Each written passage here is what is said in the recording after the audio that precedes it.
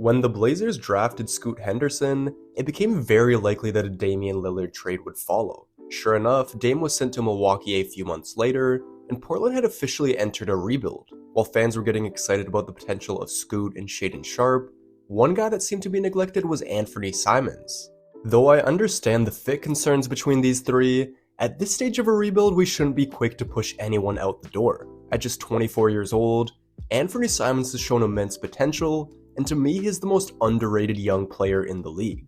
Being in Portland, Simons doesn't get much media attention, so in today's video I'm going to be explaining why Anthony Simons is a future All-Star.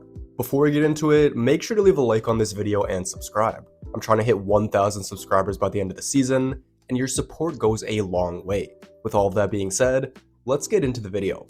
Over the past 3 seasons, Anthony Simons has put up good numbers. However, when you look at his stats as a number 1 option, you can see the makings of a future star. In 2022, Dame had an injury-riddled season, which pushed Simons into the starting lineup. On January 3rd, 2022, Simons made just his 4th start of the season and dropped 43 points in a win. From that point on, Simons averaged 23.4 points and 5.8 assists on great efficiency, and the Blazers were a respectable team. From January 3rd until February 16th, Portland went 12-12. Unfortunately, Jusuf Nurkic and Justice Winslow would get hurt, which completely derailed the team. The roster was already thin, but with 2 key veterans being out, the team lost 4 consecutive games, with 3 of those being lost by 30+ points. With the offensive load starting to wear on Simons, and with the team having little support around him, the front office shut him down for the rest of the season. The following year, Simons showed more of the same when given a larger role. In 11 games without Lillard, Simons put up superstar caliber numbers. The team went 4-7 in those games, which wasn't great, but considering he was only 23 years old at the time, his production was impressive nonetheless. Once again, Simons is putting up great numbers this season, but the Blazers have struggled due to injury. The team is 14th in the West, and they've already put out 24 different starting lineups. However, they have gone 3-3 with Simons, Brogdon, Grant, Jabari Walker, and Ayton starting. The lineup isn't exactly dominant, but it's good enough to keep the Blazers afloat against other teams' best units. As you can see, Simons is capable of putting up great numbers as a top option, and even without any all-star teammates, he can lead his team to a respectable record. Simons has come a long way from when he was a 19-year-old rookie, and at just 24, he still has time to add to his game. I'm confident he'll do just that, because he was able to absorb so much knowledge from one of the greatest point guards of this generation. In an interview with JJ Redick, Simons explained how Damian Lillard contributed to his development. Simons mentioned that Lillard would mentor him during stoppages in play, which changed how he saw the game. On top of that, Simons started working with Dame's trainer as a rookie, which had a large impact on him. Simons was a skilled scorer when the Blazers picked him, but Lillard helped mold him into the efficient, polished scorer he is today. When you see these clips of Simons pulling up off a screen, it's hard not to see shades of Damian Lillard. Even though these are tough shots, Simons is still able to shoot a great percentage from 3 on high volume. While he doesn't shoot a ton of mid-range jumpers, he's extremely efficient in that area as well. Over the past 3 years, Simons has shot above 50% from 10 to 16 feet, which is incredible. He doesn't need a ton of space to get off his shot, and just like his threes, he can also hit his mid-range shots on the move. In just his 6th season, Simons is already one of the league's best scorers. Whenever you see a great scorer go to work, it can often look effortless. However, what we don't see is how a star player reads the defense and memorizes tendencies. As I said earlier, Dame taught Simons how to see the game, which changed how he operates from quarter to quarter.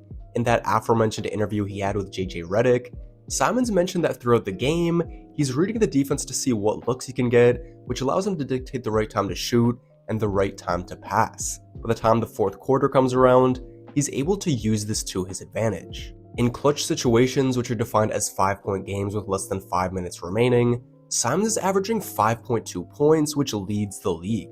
In these clutch situations, he's shooting 59.5% from the field, 38.5% from 3, and 92.9% from the free throw line. In January, he had a game winner against the Nets, and he made a go-ahead shot against Milwaukee with less than 20 seconds remaining. In the past, Simons made questionable decisions in close games, but if this season is any indication, his late game execution has gotten a lot better.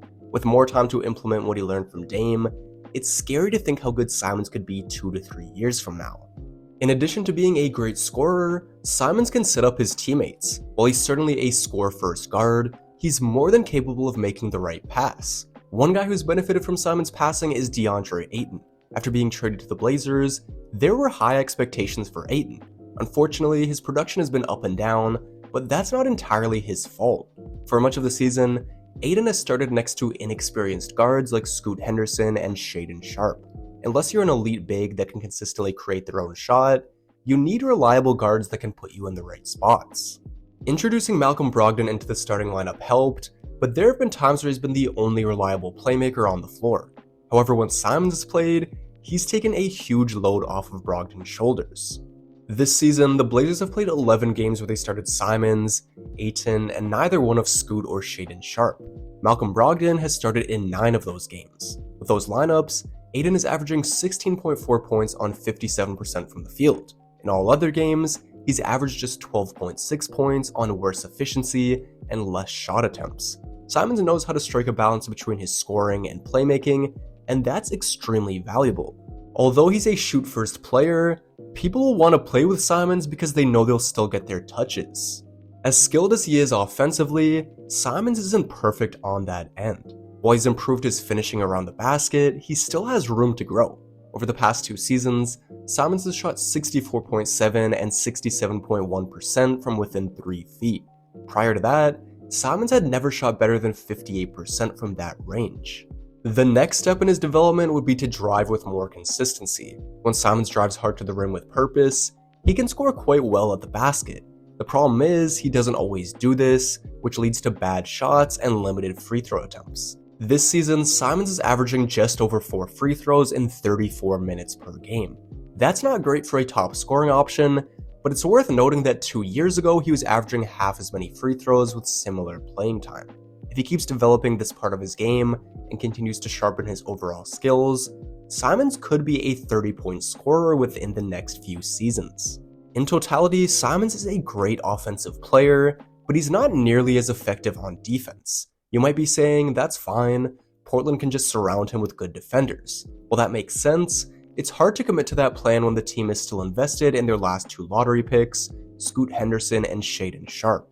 Scoot is only 6'2", but with his length and quickness, he could become a great defender. That would pair nicely with Simons, but the problem is that Scoot isn't a great outside shooter. If Scoot is just an okay floor spacer, that doesn't complement Simons very well, and if Simons struggles on defense, that doesn't help Scoot. In Shaedon Sharpe's case, he's shown potential on offense, but like Simons, he's not great on defense. On paper, this Blazers team has plenty of young talent, but there are questions about the long-term fit. Based on what we've seen so far, the skill sets of Scoot, Simons, and Sharpe don't coexist well. Whatever combination you draw up, Portland has a terrible net rating when any of these 3 share the court.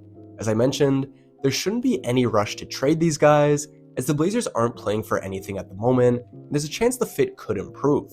However, the concerns are there, and with Simons being 4 years older than Scoot and Shaedon, I can see why he's become the odd man out in the eyes of some.